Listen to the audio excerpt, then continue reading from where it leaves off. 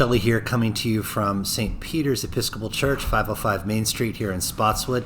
I am happy to welcome you back here to this Rector's vlog. I was off last week and it was a busy week, but we are back online and we are looking forward towards our annual meeting. I'm going to flip things up a little bit and do a shift on our regular vlog routine. Usually I tell you what's happening in the life and the mission and ministry of St. Peter's Church, and then I go on to give you the word of the week. But I'm going to start with the word of the week and then get on to what's happening in the mission and ministry of the church, very specifically for the reason that it ties in. You see, when I was about 12 years old, I needed glasses, and my father took me to the eye doctor. I got my glasses, and when the glasses went on my face, I started to see everything clearly again. I saw that trees had leaves, that lawns were individual blades of grass, that there were all kinds of details that I had forgotten existed, and suddenly were given new light and new color in my life. In the same way, throughout my life, I've been encountering that dance with what it means to be sighted or partially sighted because of the depth of my myopia, which is the cause of my nearsightedness, but also now as I age, my presbyopia. My aging eyes, which means that I need help to maintain a certain level of focus in my eyes. I can't just dial in my eyes. I have to rely on some assistance. So I have these readers. Many of you who are my age will recognize them. We walk with them as a part of our lives. They aren't just here to keep our, in my case, prodigious hair back. They are instead intended as a tool and a device to help us see things up close that are in fine print, or we can't quite focus on the detail. One of the challenges that we face in this life is maintaining our sight, and we do that in many different ways. We do that with appliances, glasses, contacts. Sometimes people have surgery. Other people have, particularly for cataracts, they have corrective surgery with new lenses to give them a clearer vision, or clearer sight. But in all things, what we need, and this is the word for the week, is vision. See, sight is one thing. I can see things. I need help interpreting them. To be able to see something is just to have input come into our brain through our eyes. And when my eyes started to fail me, when I couldn't see things clearly, I had to rely on something to help me have clear vision. And so vision is that thing that is an interpretation. And I need that on any number of levels, both physically and spiritually. In my life, I'm sure you do too. For instance, I need these now to read off the announcements that I have for you, my notes. I need help with vision when it comes to where is the church going and where are we headed and what is God calling us to do. One set of eyes cannot achieve vision for a community. It takes a collaborative nature where we share what we see, interpret that, and then seek a common line that we can follow.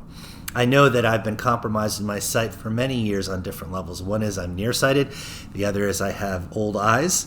Another one is that I'm slightly colorblind. My poor wife has to tell me that when I intend to put on my green suit, I'm really putting on my brown suit.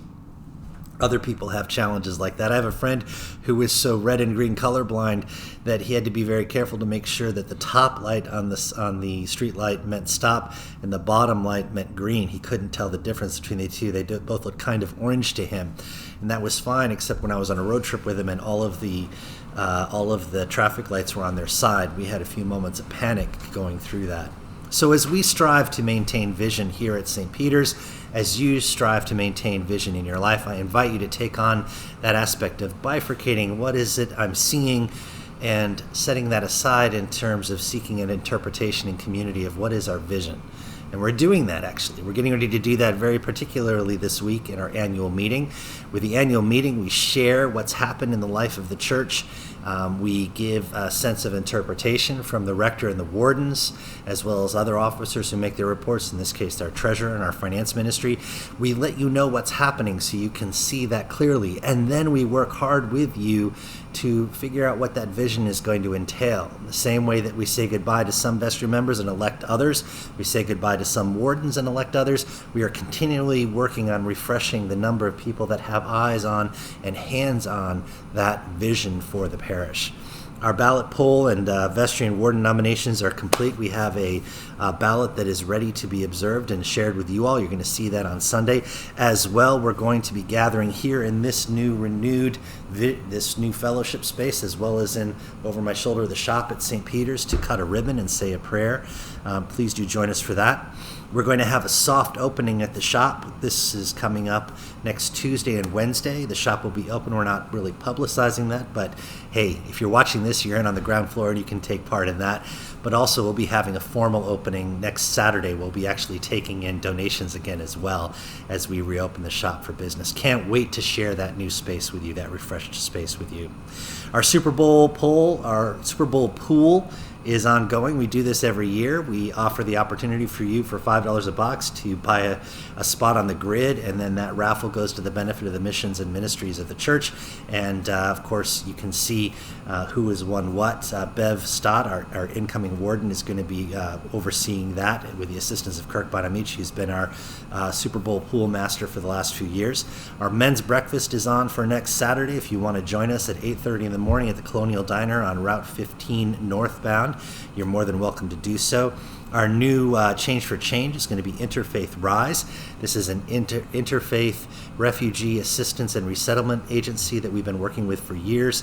They are out of the Second Avenue Reformed Church up in Highland Park. They're one of the few local area agencies that works with both the state and federal government for the resettlement and support of refugees, and we're very happy to lend our support for the next 6 months to them and Change for Change.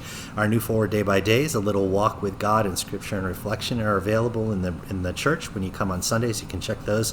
And of course, know that we are always happy to welcome you here to the life and ministry of St. Peter's throughout the week. We have our daily morning and evening prayer services at 9 a.m. and 5 p.m. Weekly, we post a new noonday prayer service for you, but you can go into that prayer list on that playlist on YouTube and check out any of those. They intersect with any day of the week if you wish.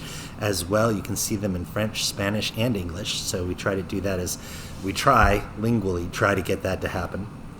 And also to provide an opportunity for others to see clearly what it is we're trying to accomplish here at St. Peter's. In all things, know that we are so happy to welcome you home to St. Peter's. Please know that we are happy to have you with us. We seek to have you with us, and we seek to welcome you home to the life of Christ. For now, if you're watching on YouTube, like and subscribe, hit the bell for notifications. We're glad you're with us. You can check out any of the videos there to see a little bit more of what's going on in the life of Christ, and please do join us later on. There's also a blog post that ties into this vision thing, goes a little more in depth. I'll link that in the YouTube posting down below, and make sure you have access to that. Take care. We'll see you soon, and hopefully we'll see you Sunday. Bye-bye now.